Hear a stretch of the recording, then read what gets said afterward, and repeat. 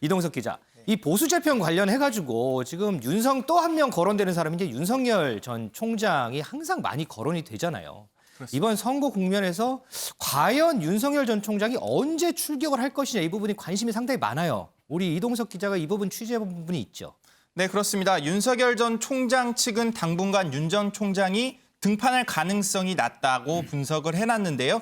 이번 보궐선거에서 최대 관심사는 윤석열 총장이 선거에 개입될지 여부입니다. 당분간 행보를 보이지 않는다고 했으니 선거 후에 윤석열 총장이 이렇게 전면에 나설 것이란 분석이 지배적이었는데요. 그런데 윤석열 전 총장 측이 이런 입장을 전해왔습니다.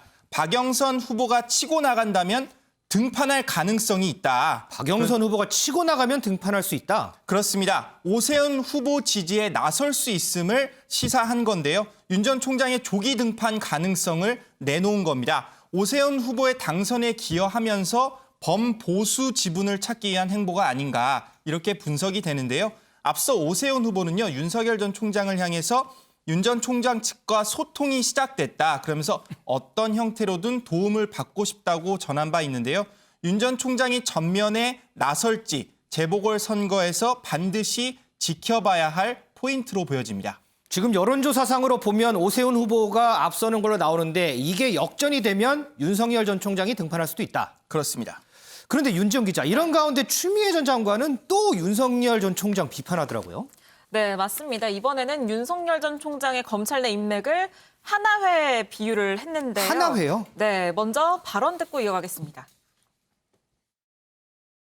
정치 중립을 생명으로 여겨야 되는 검사로서 정치 검사가 되는 것, 더군다나 검찰총장이 그러하다는 것 비정상적인 거죠. 신비주의에 가깝게 키워준 면이 크고요. 결국은 박근혜 최순실 사태에 대해서 언론의 책임, 언론의 검증 실패라고 하지 않습니까? 네. 검찰 내 이 특수수사 인맥이 윤석열 총장 중심으로 검찰 조직 내 윤사단을 구축하고 있다 이런 얘기를 하더라고요. 들어가서 정말 보니까 거짓이 아니고 사실로 드러나더라고요. 과거 그 군대 하나회를 연상시키지 않습니까?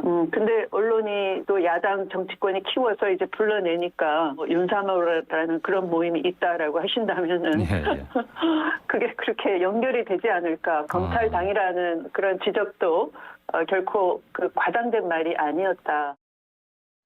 네, 들으신 것처럼 추미애 전 장관, 법무부 장관이 돼서 이 검찰 내부를 들여다보니까 이 검찰 내 특수수사 인맥으로 이루어진 윤석열 사단이 마치 과거 군대 하나회를 연상시키게 했다라고 50대 밝히기도 그 하나회 했고요. 말하는 거죠? 네, 맞습니다. 그리고 언론이 윤 전 총장의 행태에 대해서 비판적인 시각을 갖지 않고 신비주의에 가깝게 키워준 측면이 있다.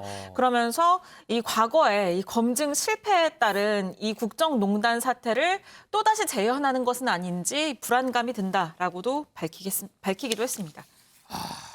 언론이 윤석열 전 총장을 키워주는 측면이 있다. 자, 그럼 윤석열 전 총장은 어떻게 지내고 있어요? 한 매체 통해서 윤석열 총장 집 주변 뭐 이렇게 좀 취재된 부분이 있더라고요, 윤지영 기자. 네, 맞습니다. 한 언론이 윤석열 전 총장의 이 집 주변을 좀 취재를 해서 공개를 했는데요. 지금 보니까 윤 전 총장 서초동의 한 주상복합 아파트에 살고 있는데 지금 보시면 인조 벚꽃나무가 보입니다. 아, 인조 벚꽃이요? 네, 윤석열 전 총장의 지지자들이 사의를 표명한 다음 날에 이렇게 집 앞에 놓아둔 나무고요. 이 화환에서 진화해서 인조 벚꽃나무가 섰네요. 네, 맞습니다. 또 뿐만 아니라 일부 유튜버들의 경우에는요. 윤 전 총장이 거주하고 있는 아파트 근처에서 방송을 진행을 하기도 하고요. 또 이 언론사가 경비실을 좀 취재를 했는데 이 경비실 직원에 따르면 이 사퇴를 하고 나서 이 기자들이 바깥에 너무 많아서 오히려 그 전보다 집 밖에 더 나오지 않는다. 이전에는 부인과 함께 운동을 하는 모습들도 좀 종종 포착이 되긴 했는데 요즘에는 그런 모습도 볼 수 없다라고 밝히기도 했고요. 또 이 주상복합 아파트 안에 이 윤 전 총장의 부인의 사무실도 위치를 해 있는데 이 사무실도 좀 언론의 어떤 과도한 관심 때문인지 내부가 보이지 않도록 불투명한 시트지를 붙여놓은 모습도 포착이 됐습니다. 기자들한테 포착이 될까 봐 집에만 꽁꽁 있나 보군요. 네. 자, 이제 내일부터 4.7 재보궐선거 선거 공식 선거운동이 시작이 됩니다.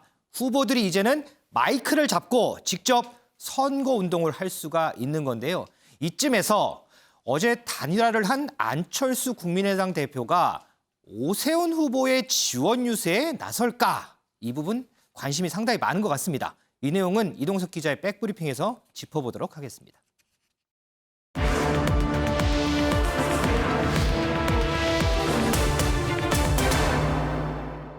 이동석 기자, 단도직입적으로 안철수 대표, 오세훈 후보 지원 유세 나가나요?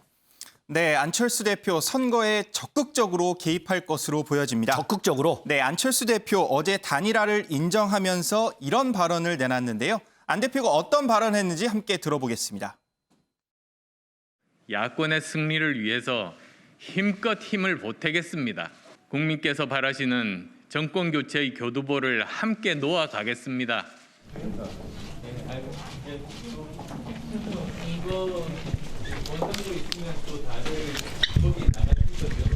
그럼 다 또 저랑 같이 보시겠네요. 예, 수고하십시오. 네. 네, 오세훈 후보는요, 안철수 대표와 합동 유세에 나설 가능성도 있다 이렇게 내비쳤는데요. 이어서 오세훈 후보의 발언도 들어보겠습니다. 했더니 정말 흔쾌하게 축하해 주시고 무슨 일이든 맡겨만 주면 도와주시겠다 하는 취지의 말씀이 있어서 네, 안철수 대표는 오세훈 캠프의 선대위원장을 맡기로 했다 이렇게 밝힌 상태였는데요. 네. 오늘 아침 아주 흥미로운 행보를 보였습니다. 바로 오늘 아침 국민의힘 의원총회장을 찾은 건데요. 저희가 이제 조금 전에 본 모습이죠. 그렇습니다. 오세훈 후보와 나란히 입장을 하면서 환한 웃음을 보이기도 했습니다.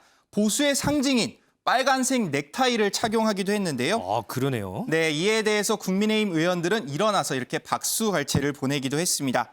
금태섭 전 의원이죠. 서울시장에 출마했던 금태섭 전 의원 역시 이렇게 선대위원장에 이름을 올리면서 오세훈 후보 지지 선언에 나섰습니다.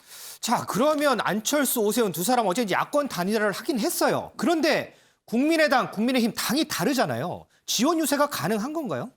네, 안 대표는 선대위원장으로서 오 후보를 위한 찬조 연설에 나설 수 있습니다. 찬조 연설이요? 그렇습니다. 그러니까 선거 트럭 위에 올라가서 마이크를 잡을 수 있다는 건데요. 유세 현장에서 오 후보의 손을 잡고 지지를 호소할 수도 있습니다. 이 모두 선거법 위반이 아닙니다. 네, 다만 오세훈 후보의 이름이 적힌 이렇게 점퍼나 아니면 이렇게 띠를 착용할 경우에는 현재 선거 사무원에 등록해야만 그것이 가능한 건데요.